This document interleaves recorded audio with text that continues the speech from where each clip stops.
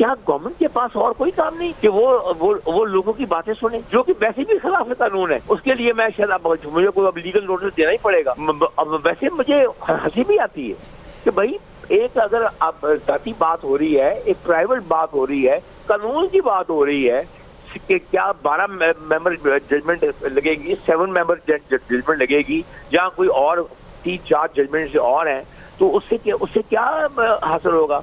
अगर हमारी इस गुफ्तगू से लोगों को फायदा हो जाता है, कानूनदानों को फायदा हो जाता है, तो जनाब जितनी मर्जी टेप कर लें, जितनी मर्जी सुना लें।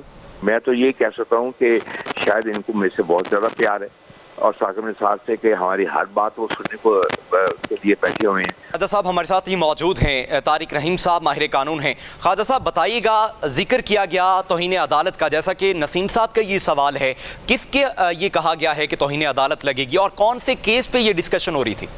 मेरी डिस्कशन एक जनरल डिस्कशन ये थी कि अगर सुप्रीम कोर्ट के ऑर्डर्स की खिलाफ वर्जी की जाए, अगर सुप्रीम कोर्ट ने ऑर्डर दिया है कि इलेक्शन एक कॉन्स्टिट्यूशन के मुताबिक खास वक्त में होने हैं और उससे ले तो लाल की जा रही है, बहाने किए जा रहे हैं, तो क्या वो कंटेम्प्ट के ज़िम्मे में आती है कि नहीं? और इस ज़िम्मन में हम खास तौर पे हम आर्टिकल 204 ऑफ द कॉन्स्टिट्यूशन और कंटेम्प्ट ऑफ कोर्ट ऑर्डर्स जो है उसके मतलब हम बातें कर रहे थे, क्योंकि उसने साफ तौर पे लिखा हुआ है कि अगर आप अदालत के फैसले नहीं मानेंगे या अदालत को रिडिक्यूल करेंगे या कुछ ऐसी चीज़ करेंगे जिससे अदालत का वकार ख़त्म होता है, तो वो डेफिनेटली कंटेम्प्ट के मामले में आता है। और आपको याद होगा कि यूसुफ रज़ा गिलानी वाले केस में यही बात थी कि यूसुफ रज़ा गिलानी ने ये कहा कि मैं खत लिखने को तैयार नहीं हूँ, और उसको राइजिंग ऑफ द कोर्ट की सजा दी गई और उस पर वो बेचारा डिस्क्वालीफाई भी हो गया, सीट भी गई, प्राइम मिनिस्टरशिप भी गई। तो हम ये डिस्कस कर रहे थे कि ये 3-4 जजमेंटें हैं जो इस सब्जेक्ट पे हैं, तो क्या अगर सुप्रीम कोर्ट के ऑर्डर्स वायलेट होते हैं तो कंटेम्प्ट लग सकती है कि नहीं लग सकती? ये बात हमारी हो रही थी। अब इसमें और भी कई जजमेंट्स आ गई हैं और मैं अपने बाकी दोस्तों से भी ये डिस्कस करता हूँ, पर मुझे एक चीज बात जो मैं कहना चाहता हूँ कि क्या गवर्नमेंट के पास और कोई काम नहीं है कि वो लोगों की बातें सुने, जो कि वैसे भी खिलाफ कानून है। उसके लिए मैं शायद मुझे कोई अब लीगल नोटिस देना ही पड़ेगा।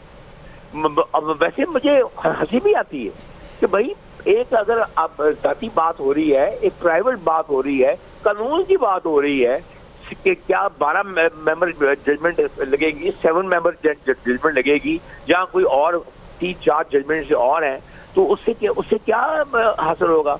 अगर हमारी इस गुफ्तगू से लोगों को फायदा हो जाता है, कानूनदानों को फायदा हो जाता है, तो जनाब जितनी मर्जी टेप कर लें, जितनी मर्जी सुना लें।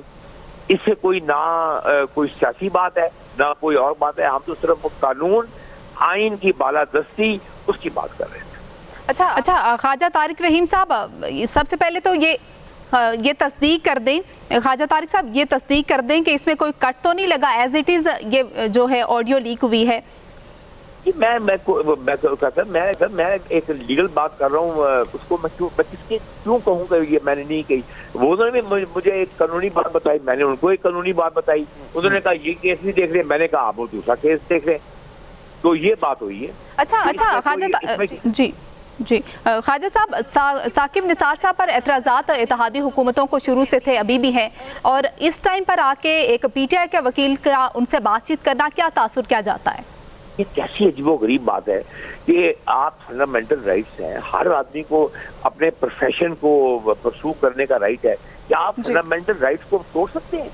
राइट ऑफ ये है कि मैं अपना प्रोफेशन भी कर सकता हूँ, अपना मेरा राइट ऑफ स्पीच भी है, मेरी राइट ऑफ प्रिवेसी भी है।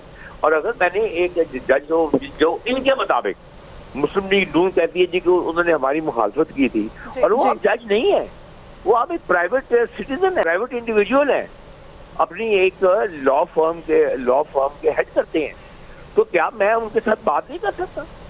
ठीक है, कोई बात नहीं कर सकता? क्या वो हो गए पर्सोना नॉन ग्राटा हो गए? ये तो बड़ी अफसोस की बात है, आपने तो पाकिस्तान को पुलिस स्टेट बना दी है। अच्छा ख्वाजा साहब, इस जो ऑडियो है इसमें एक और जिक्र किया गया है आज़ाद कश्मीर के हवाले से, वो क्या साकिब निसार साहब की जानिब से आपको क्या मशवरा दिया गया है कि आप कौन सा जो केस है वो फाइल करें? वहाँ के प्राइम मिनिस्टर ने अदालत पे मतलब कोई बातें की थी जो हाई कोर्ट ने आजाद कश्मीर ने उनको कंटेम्प्ट में सजा सुना दी। जब सजा सुनाई तो वो अपने ओहदे से खत्म हो गए।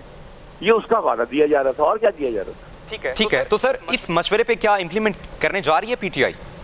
है जी, ये जो मशवरा दिया गया है साबिक चीफ जस्टिस साहब की जानिब से, आपको मशवरा दिया गया है, आप वकील हैं तहरीक इंसाफ के, तो क्या तहरीक इंसाफ इस मशवरे पर अमल करने जा रही है?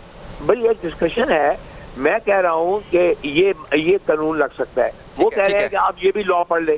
अब हम दोनों लॉ पढ़ लेंगे, मैं भी पढ़ लूंगा। अगर कंटेम्प्ट किसी के ऊपर लगती होगी तो डेफिनेटली कंटेम्प्ट की एप्लीकेशन फाइल कर दें।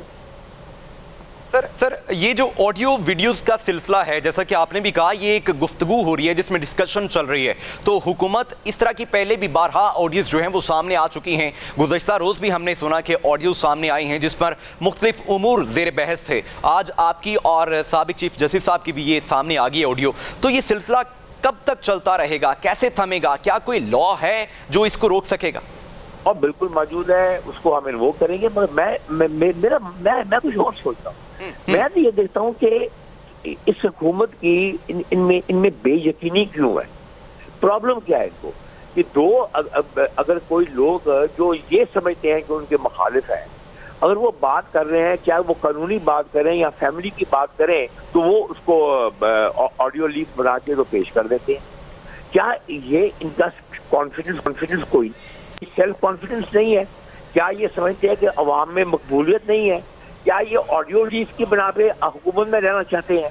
मैं ये सवाल उनसे पूछना चाहता हूँ और आपके जरिए से पूछना चाहता हूँ कि आप भाई कहाँ खड़े हैं?